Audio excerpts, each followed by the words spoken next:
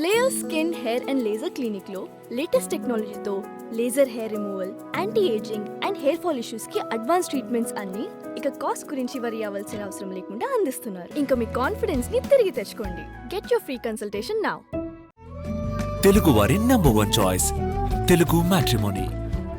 Triple-are కేసులో విచారణకి సునీల్ నాయక్ మరియు బోరుగడ్డ వివరాల్లోకి వెళ్ళినట్లయితే రఘురామకృష్ణరాజు గారి కస్టోడియల్ టార్చర్ ఆ కేసుకు సంబంధించి విచారణాధికారిగా ఎస్పీ దామోదర్ గారు ఉన్నారు. అఫ్కోర్స్ ఆయన గతంలో ఒంగోలు ఎస్పీగా చేశారు. ఆ తదుపరి ఇప్పుడు విజయనగరం ఎస్పీగా కొనసాగుతూ ఉన్నారు. మరి ఈ తరుణంలో ఇక్కడ రఘురామకృష్ణరాజు గారి కస్టోడియల్ టార్చర్కి సంబంధించిన కేసులో బీహార్ క్యాడర్ ఐపీఎస్ అధికారి అయినటువంటి సునీల్ నాయక్ తాజాగా ఆయన విచారణకు తీసుకురావాలి అనుకున్న క్రమంలో ఎటువంటి డ్రామాలు చోటు చేసుకున్నాయి, అక్కడ బీహార్లో ఏ రకంగా అక్కడ స్థానికంగా ఆయన ఫైర్ సర్వీసెస్లో ఉన్నారు, అక్కడ కానిస్టేబుల్ హోంగార్డులు ఏ రకంగా చేశారు, ఇంకా ప్రభుత్వం కూడా అండగా ఎలా నిలబడింది, ట్రాన్సిట్ వారెంట్ ఇవ్వడానికి కూడా అంగీకరించకుండా ఏ రకంగా చేశారు ఏంటి అనేది మనం అంతా చూసాం. తీరా ఇక హైకోర్టు ఇచ్చిన ఆదేశాల మేరకు విచారణకు హాజరు కావాల్సింది తప్పదు అనుకున్న తరుణంలో ఆయన తొలుత 5వ తేదీ నుంచి 9వ తేదీ వరకు విచారణకు హాజరు కామని చెప్పేసి అన్నగా ఆ 5 రోజులు విచారణకు హాజరయ్యారు. ఆ తర్వాత మరలా ఎక్స్టెన్షన్ 12వ తేదీ వరకు ఇంకో 3 రోజులు కావాలని ఎస్పీ దామోదర్ గారు అడిగితే అప్పుడు 11వ తారీఖు వరకు వచ్చి 12వ తేదీని డొమ్మా కొట్టిన సంగతి మనందరికీ తెలిసిందే. ఎందుకంటే అది విచారణకు ఆఖరి రోజు. ఒకవేళ ఆ రోజు కనుక ఆయన అటెండ్ అయ్యి ఉంటే ఏమో బహుశా అరెస్ట్ కూడా చేస్తారేమో అని భయపడో ఏమో మొత్తానికి తన తల్లికి అనారోగ్యంగా ఉంది అని చెప్పేసి ఆ రోజు గైర్హాజరయ్యారు. ఇక దాని తదుపరి 23న హాజరు కమ్మని చెప్పేసి అంటే 23వ తారీఖున హాజరయ్యారు. అప్పుడు కోర్టు ఏం చెప్పిందంటే ఇప్పటి నుంచి ఎప్పుడు పిలిచిన విచారణకి మీరు మాత్రం అందుబాటులో ఉండాలి, విచారణకు హాజరు కావాల్సిందే అని చెప్పేసి హైకోర్టు చెప్పిన క్రమంలో సో ఇక్కడ విచారణ అధికారి అయినటువంటి దామోదర్ గారు ఇప్పుడు నోటీసులు పంపించారు సునీల్ నాయక్కి రేపు 4వ తేదీన విచారణకు హాజరు కమ్మని. సో ఇప్పటివరకు ఆయన్ని అనేక రోజులు విచారణ చేసినా ఆయన చెప్పిన సమాధానాలు అంతంత మాత్రంగానే ఉన్నాయి. అసలు మీరు ఆ సమయంలో ఎందుకున్నారు, అర్ధరాత్రి ఎందుకున్నారు, పైగా ఈయనొక్కడనే కాదు ఆయనతో పాటు ఉన్న గన్మ్యాన్ని, డ్రైవర్ని, వారిని కూడా విచారణ చేశారు. సో వాళ్ళు చెప్పే సమాధానాలు వాళ్ళు చెప్పారు. అయితే ఇంకా రాబట్టవలసిన సమాధానాలు ఉన్నాయి. ఈ నేపథ్యంలో సునీల్ నాయక్ మరి ఏం చెప్తారు ఏంటి, పైగా సునీల్ నాయక్ ఏం చెప్తాడు, నేను ఒక ఎస్టీని, వెనకబడిన సామాజిక వర్గం, అందు గురించి ఈ రకంగా చేస్తారు ఆ రకంగా చేస్తారని చెప్పేసి చెప్పే ప్రయత్నం. సో ఒక ఐపీఎస్ అధికారి తప్పు చేస్తేనే కదా ఇక్కడ చేసేది, సామాజిక వర్గాల పరంగా చూస్తారా? ఇక ఈ విషయం అలా ప్రక్కన పెడితే మరొక కీలకమైన వ్యక్తి బోరుగడ్డ అనిల్ అట. ఇప్పటివరకు ఎప్పుడు రఘురామకృష్ణరాజు గారి కేసుకు సంబంధించిన దాంట్లో బోరుగడ్డ పేరు రాలా, కానీ ఇప్పుడు మరలా తెరపైకి వచ్చింది. సో బోరుగడ్డ అనిల్ ఏం చేశాడు, అసలు ఆయన ప్రమేయం ఏంటి, ఏం జరుగుతుంది? అయితే ఇప్పుడు కామేపల్లి తులసిబాబు మరి ఈయన గుండెలపైన కూర్చుని కొట్టారు అని చెప్పేసి అప్పట్లో ఆరోపణలు వచ్చినాయి. మరి ఆయన్ని ఒకవేళ పిలుస్తారా? గతంలో పిలిచారు, ఆయన ఒంగోలు ఎస్పీగా ఉన్న సమయంలో పిలిస్తే ర్యాలీగా పెద్ద పెద్ద వాహనాలు వేసుకొని ఒక పెద్ద ర్యాలీ 25-30 బళ్ళు అనుకున్న కార్లు వేసుకొని వెళ్ళారు. సో ఈ తరుణంలో ఏం జరగబోతుంది? ఎందుకంటే ఇక్కడ బోరుగడ్డ అనిల్ ఆయన ట్రాక్ రికార్డు కనుక మనం చూసుకున్నట్లయితే గతంలో అంటే వైసీపీ అధికారంలో ఉండగా ఏ రకంగా రెచ్చిపోయారు, ఏం మాట్లాడారు, వాళ్ళు చంద్రబాబు నాయుడు, లోకేష్, పవన్ కళ్యాణ్, వాళ్ళ ఇంట్లో కుటుంబ సభ్యులు, మహిళలు, ఆడపడుచులు, చిన్న చిన్న పిల్లలు ఏ ఒక్కరిని కూడా క్షమించాల. ఇంకా రాజకీయాలతో సంబంధం లేని చిరంజీవి గారిని ఉద్దేశించి అనేక రకాలుగా మాట్లాడితే చాలామందికి మరి కడుపు రగిలిపోయినా ఏమీ చెయ్యలేని పరిస్థితుల్లో ఉన్నారు. ఎందుకంటే అక్కడ అధికారంలో ఉంది జగన్మోహన్ రెడ్డి, ఇక్కడ వీళ్ళందరికీ వ్యతిరేకమే. పైగా ఈయనేమో జగన్మోహన్ రెడ్డి నా చుట్టం అని, జగన్మోహన్ రెడ్డి మా మామ అని ఏదో చెబుతూ ఉంటాడు, మా అమ్మగారి బంధువు అని ఇంకోటి చెప్తూ ఉండేవాడు.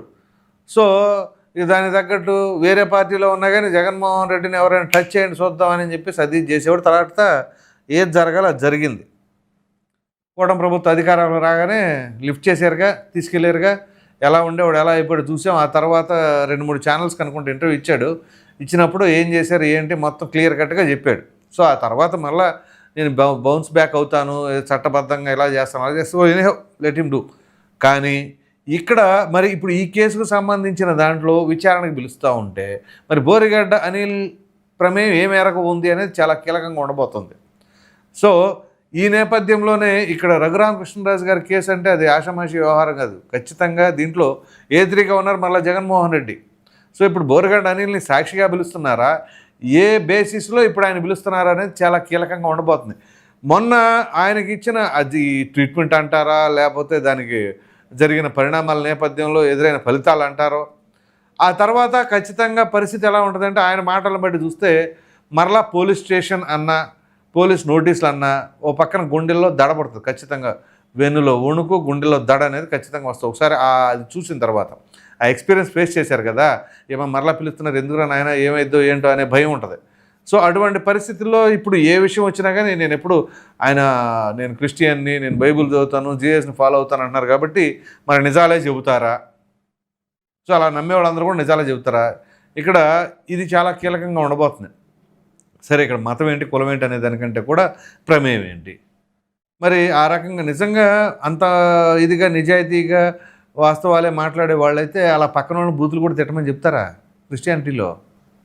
ఆడిని నరికేస్తా, ఈండి పొడి చేస్తా, అది కోసేస్తా, ఇది లాగేస్తా, హ్యాంగర్ కొండ షర్ట్ వేసుకొచ్చేస్తానని చెప్పేసి అప్పుడే కబుర్లు చెప్పారు కదా. ఇప్పుడు ఏమైనా కబుర్లని ఇప్పుడు చెప్పండి ఒక మాట అట. అప్పుడు జగన్మోహన్ రెడ్డి అధికారంలో ఉండగా మాట్లాడే మాటల్లో ఒక్క మాట ఇప్పుడు మాట్లాడండి. హ్యాంగర్ కొన్న షర్ట్ వేసుకొస్తాను, లేకపోతే బయట షూ వేసుకొచ్చేస్తాను, ఇట్లాంటి.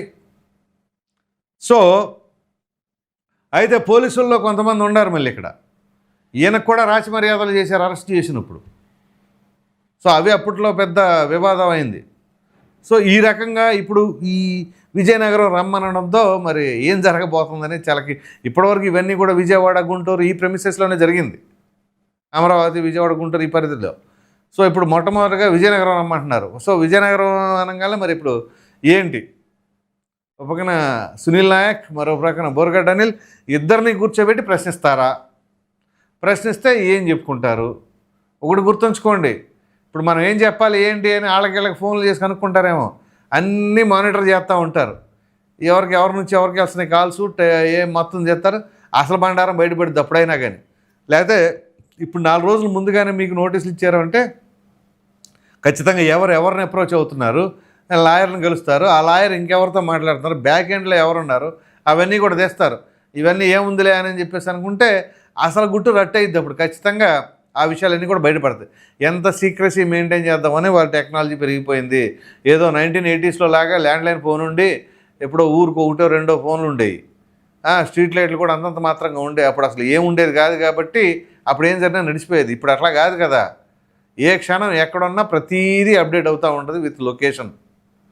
సో ఈ తరుణంలో ఇక్కడ ఒకవేళ చాలామందికి వస్తుంది డౌట్, ఎందుకంటే ఇప్పుడు వీళ్ళు 4 రోజుల ముందు నోటీసులు ఇచ్చారు కదా. సో ఇప్పుడు ఈయన ఎవరిని అప్రోచ్ అవుతాడు, ఏం మాట్లాడుకుంటారు? సునీల్ నాయక్ని రమ్మన్నారు కదా, సునీల్ నాయక్ ఈయన మాట్లాడుకోవచ్చు కదా, మాట్లాడుకుంటే ఏం జరుగుతుంది?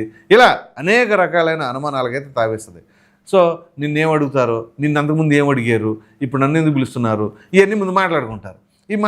ఒకవేళ మాట్లాడుకుంటే అవి కనుక ఈ టెక్నాలజీ ద్వారా బయటపడింది అనుకోండి, ఓహో ఇక ఇద్దరు దొందే అని చెప్పేసి అదొక కీలకమైన ఆధారంగా మారే అవకాశాలు కూడా ఉంటాయిగా.